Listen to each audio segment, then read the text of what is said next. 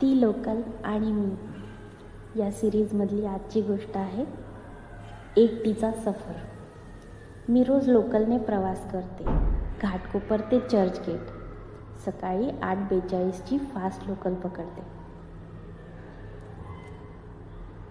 रोजचे तेच चेहरे, तोच गोंगाट आणि तरीही प्रत्येकाची एक वेगळी कहाणी.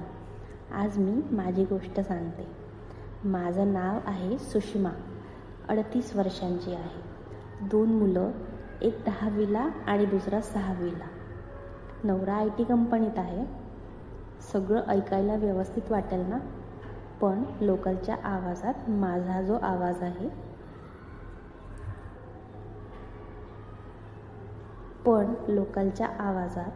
माझ्या मनाचा आवाज हरवून जातो.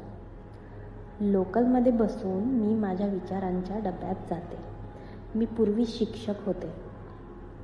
लग्न झालं, मुलं झाली, जबाबदाऱ्या वाढल्या आणि माझं शिक्षण, माझं स्वप्न कुठेतरी हरवलं. सुरुवातीला वाटलं ठीक आहे, घर चालवणं हेच खरं कर्तृत्व. पण हळूहळू जाणवायला लागलं मी हरवत चालले स्वतःला.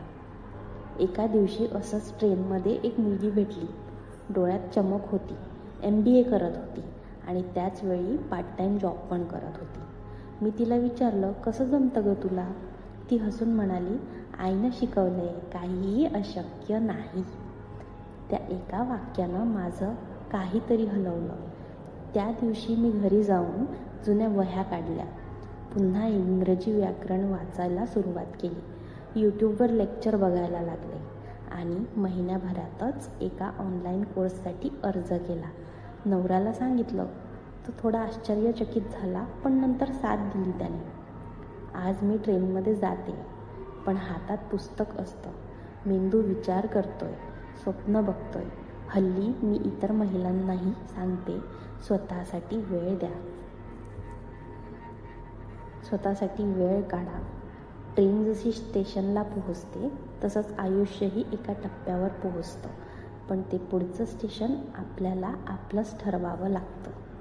त्यामुळे कुठेच थांबू नका.